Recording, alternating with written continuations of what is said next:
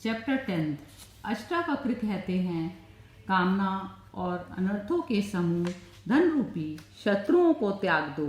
इन दोनों के त्याग रूपी धर्म से युक्त होकर सर्वत्र विरक्त उदासीन हो जाओ। मित्र, जमीन, कोषागार, पत्नी और अन्य संपत्तियों को माया की समान 3 या 5 दिनों में नष्ट होने वाला देखो। जहाँ जहाँ आसक्ति हो उसको ही संसार जानो। इस प्रकार परिपक्व वैराग्य के आश्रय में तृष्णा रहित होकर सुखी हो जाओ। तृष्णा, कामना मात्र ही स्वयं का बंधन है। उसके नाश को मोक्ष कहा जाता है। संसार में अनासक्ति से ही निरंतर आनंद की प्राप्ति होती है।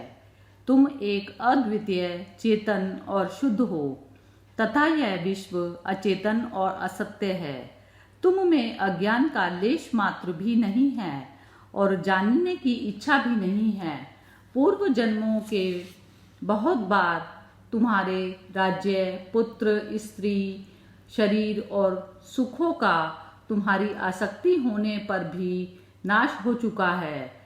पर्याप्त धन, इच्छाओं और शुभ कर्मों द्वारा भी इस संसार रूपी माया से मन को शांति नहीं मिली। कितने जन्मों में शरीर, मन और वाणी से दुख के कारण कर्मों को तुमने नहीं किया। अब उनसे उपरक्त विरक्त हो जाओ। चैप्टर 11 श्री अष्टावक्र कहते हैं, भाव, सृष्टि, स्थिति और अभाव, प्रलय, मृत्यु रूपी विकार स्वाभाविक हैं। ऐसा निश्चिंत रूप से जानने वाला विकार रहित, दुख रहित होकर सुखपूर्वक शांति को प्राप्त होता है। ईश्वर सबका सृष्टा है, कोई अन्य नहीं। ऐसा निश्चित रूप से जानने वाले की सभी आंतरिक इच्छाओं का नाश हो जाता है। वह शांत पुरुष सर्वत्र आसक्ति रहित हो जाता है। संपत्ति, सुख और विपत्ति, दुख का समय प्रारब्धवश पूर्वकृत कर्मों के अनुसार है। ऐसा निश्चित रूप से जानने वाला संतोष और निरंतर संयमित इंद्रियों से युक्त हो जाता है। वह ना इच्छा करता है और ना शोक।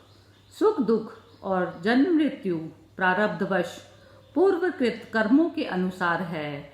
ऐसा निश्चित रूप से जानने वाला, फल की इच्छा न रखने वाला, सरलता से कर्म करते हुए भी उनसे लिप्त नहीं होता है।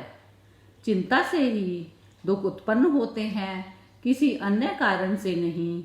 ऐसा निश्चित रूप से जानने वाला चिंता से रहित होकर सुखी, शांत और सभी इच्छाओं से मुक्त हो जाता है। ना मैं यह शरीर हूँ और ना ही यह शरीर मेरा है। मैं ज्ञान स्वरूप हूँ। ऐसा निश्चित रूप से जानने वाला जीवन मुक्ति को प्राप्त करता है। वह किए हुए भूतकाल और ना किए हुए भविष्य के कर्मों का स्मरण नहीं करता। तृण से लेकर ब्रह्मा तक सब कुछ मैं ही हूँ। ऐसा निश्चित रूप से जानने वाला विकल्प, कामना रहित, पवित्र, शांत और प्राप्त अप्राप्त से आसक्ति रहित हो जाता है। अनेक आश्चर्यों से युक्त यह विश्व अस्तित्वहीन है। ऐसा निश्चित रूप से जानने वाला इच्छा रहित और शुद्ध अस्तित्व हो जाता है। वह अपार शांति को प्राप्त करता है।